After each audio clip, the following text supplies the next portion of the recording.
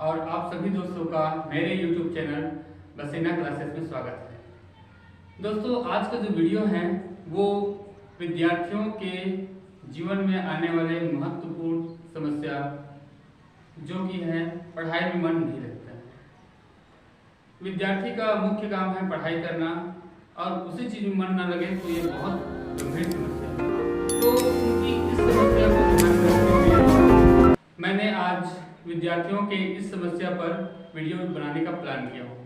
दोस्तों, पढ़ाई में मन नहीं लगने का मुख्य वजह है कि हमको उस विषय से संबंधित बहुत सारी जानकारियों का अभाव रहता है और इससे भी गंभीर समस्या है कि विद्यार्थी को खुद पता नहीं होता है कि वो पढ़ाई क्यों कर रहे हैं। तो सभी बच्चों से मेरा आग्रह है, सलाह ये है कि सबसे पहले आप जो जीवन जी रहे हो, जो अपना विद्यार्थी जीवन जी रहे हो, तो उस विद्यार्थी जीवन का पर्पस पहले क्लियर करो, अपना वाय पहले क्लियर करो, क्योंकि जब तक अपना वाय क्लियर नहीं करोगे तब तक आपका पढ़ाई में मन बिल्कुल अच्छे तरीके से नहीं लगेगा काम चलाओ लगेगा। जैसे परीक्षा में पास होना है, नंबर लाना है, उस क्लास से निकलना है, यहाँ तक आपका पावर बनेगा, यहाँ तक कंसंट्रेशन पावर बनेगा। लेकिन बहुत अच्छे तरीके से ग्रो यदि करना है तो सबसे पहले आपको अपना पर्पस क्लियर करना चाहिए। तो पर्पस डिफाइन करना, पर्पस क्लियर करना सबसे मुख्य कारण है। पर्पस जब तक डिफाइन नहीं होगा तब तक हम अपना पढ़ाई में फोकस अच्छे तरीके से नहीं लगा पाएंगे। तो सबसे पहले अपना लक्ष्य तय करो कि हमको क्यों पढ़ना है। अब समस्या यह जाता है कि हम केवल नौकरी के लिए ही पढ़े, तो ये जरूरी नहीं है कि हम नौकरी के लिए ही पढ़े। पढ़ाई का हमारे मानव जीवन में बहुत व्यापक उपयोग है और इस पढ़ाई को हम अपने जिंदगी को बहुत बेहतर बनाने में लगा सकते हैं। तो चलिए इसके ऊपर हम बिंदुवार बात करते हैं। पहला पॉइंट आता है इसमें कि विद्यार्थी उन विषयों को पहले पढ़े जो बहुत इजी हैं, जैसे कि हिंदी विषय है। हिंदी विषय सामान्य तौर पर देखा जाए तो बहुत आसान विषय है, तो उन विषय को पहले फोकस करना चाहिए जो हमको आता है या जिसमें हमारा थोड़ा बहुत कंसंट्रेशन बनता है। ऐसा करने से क्या होगा कि हमको थोड़ा सा कॉन्फिडेंस हमारा बूस्ट होगा। जैसे ही कॉन्फिडेंस बूस्ट होगा तो इस कॉन्फिडेंस का यूज हम जो टफ विषय है उनमें कर सकते हैं। दूसरा इसका समाधान है पढ़ाई में मन लगाने का कि विषय को बदल बदल कर पढ़ना चाहिए। जैसे कि मान लो हम अभी आधा घंटा पढ़े हैं हिंदी विषय, तो हिंदी विषय के पढ़ने के बाद आपको 10 से 20 मिनट का ब्रेक लेना चाहिए। इस ब्रेक में आप छोटे बच्चों के साथ खेल सकते हो, अपना पसंदीदा म्यूजिक सुन सकते हो, या अपने खास दोस्त हैं जो अपने क्लासमेट हैं, सहेली हैं, सखा हैं, या अपने परिवार के व्यक्ति से बात कर सकते हो। तो बात करने से क्या होता है, हाँ, हमको थोड़ा उसमें राहत मिलता है। उसके बाद दूसरे विषय को पढ़ाई करना चाहिए जो विषय थोड़ा सा टफ है। तीसरा बिंदु है जो मैं अपने जीवन में बहुत अच्छे से यूज किया हूँ। इस नियम को मैं मानता हूँ 2 मिनट्स रूल। तो दोस्तों 2 मिनट्स रूल है क्या, पहले इसको अपन बताते हैं और बताने के बाद इसका उपयोग करने का तरीका भी बताएंगे।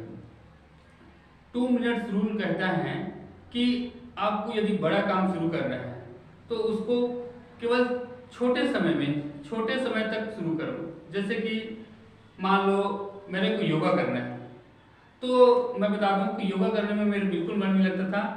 तो किसी सीनियर से मिला तो मेरे को ये बताया 2 मिनट रूल, और इस रूल को मैं अपने योगा के साथ साथ बाकी के कामों में भी मैं इसको यूज करता हूँ। तो 2 मिनट रूल कहता है कि जैसे मेरे को योगा सीखना है तो सबसे पहले आप अपना मैट बिछाओ।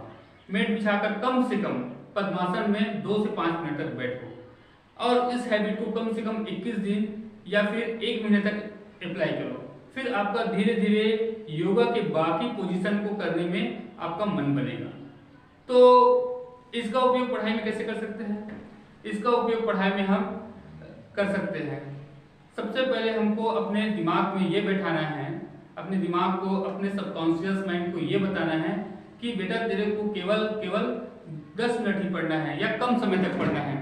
कभी हमको आधा घंटे तक पढ़ना है ये सोच के कभी पढ़ने मत बैठो, नहीं तो हमारे जो माइंड है, सबकॉन्शियस माइंड है, इस बात को पढ़ने के जो मन बनाया है उसको हम रिजेक्ट कर देगा। तो 2 मिनट पढ़ने जब बैठोगे तो धीरे धीरे क्या होगा, 2 मिनट का 10 मिनट और 10 मिनट का 15 मिनट कैसे होगा आपको पता नहीं चलेगा। तो कम से कम अपने सबकॉन्शियस माइंड को ये पहले बताओ कि हमको केवल 10 मिनट पढ़ना है, बाकी समय खेलने जाना है। तो ऐसा जब अपने आप को बनाकर, अपने मूड को बनाकर पढ़ने बैठोगे तो निश्चित रूप से आपका पढ़ने में मन करेगा। इसके बाद जो चीज़ मैं अप्लाई किया हूँ उसको बताने वाला हूँ। एक महत्वपूर्ण नियम है ब्रिक्स लॉ। ब्रिक्स लॉ, इसको मैं यूज़ किया हूँ और इसका फ़ायदा काफ़ी हद तक मेरे को हुआ है। देखो, जैसे अपने को एक बिल्डिंग बनाना है, बहुत बड़ा बिल्डिंग बनाना है, तो हमको उस पूरे बिल्डिंग के बारे में नहीं सोचना है। हमको ये सोचना है कि हम मिले हुए 5 मिनट में एक ईंट कैसे बेहतर तरीके से लगा सकते हैं, उस बारे में सोचना है। पूरे बिल्डिंग बनाने के बारे में जब हम सोचते हैं तो कहीं ना कहीं हमारे माइंड में, हमारे दिमाग में आलसी आ जाता है और उस काम में हमारा रुचि नहीं बनता है। तो हमको ये नहीं सोचना है कि पूरी बिल्डिंग को बनाना है, हमको केवल ये सोचना है कि 5 से 10 मिनट में एक ईंट अच्छे से, बहुत अच्छे तरीके से हम उस बिल्डिंग में कैसे लगा सकते हैं। तो ऐसा जब करेंगे तो हमारा पूरा दिमाग उस एक ईंट लगाने के बारे में रहेगा, ना कि पूरे बिल्डिंग के बारे में। तो ये जो ब्रिक्स लॉ है, इसका यूज हम अपने लाइफ में कर सकते हैं। विद्यार्थी कैसे कर सकते हैं इसका उपयोग? देखो, हमको जैसे कोई विषय है, जैसे कि मान लो गणित विषय है, गणित विषय को हमको पढ़ने में दिक्कत आता है, तो सबसे पहले हम जब पढ़ने बैठे तो अपने आप को ये कहना है कि हमको पूरे प्रश्नावली को पढ़ना नहीं है। हमको ये कहकर बैठना है कि हमको केवल और केवल एक सवाल, सिर्फ एक सवाल बनाना है। एक सवाल हम सफलपूर्वक जब बना लेते हैं तो बाकी के सवाल, उसी प्रकार के सवाल किस प्रकार बने हैं उसको बनाने में हमारा इंटरेस्ट बनता है। और दूसरे विषय हैं, जैसे कि मान लो इंग्लिश है, इंग्लिश के मान लो कोई एक उदाहरण के रूप में बताना चाहता हूँ, जैसे टेंस है, मान लो हम प्रेजेंट इंडेफिनिट, इसमें वैसे तो पता है सबको कि जो टेंस है मुख्य रूप से 12 प्रकार के टेंस होते हैं। तो 12 प्रकार के टेंस को हमको पढ़ना नहीं है, केवल और केवल एक टेंस को पढ़ना है।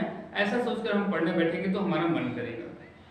पूरे टेंस को पढ़ना है ऐसा सोचकर यदि पढ़ने बैठोगे तो आपका मन बिल्कुल नहीं लगेगा, क्योंकि हमारा जो दिमाग है, हमारा जो सबकॉन्शियस माइंड है, गॉड ने हमारा सबकॉन्शियस माइंड को इस प्रकार से क्रिएट किया है कि वो आसान चीज़ों की तरफ जाना चाहता है।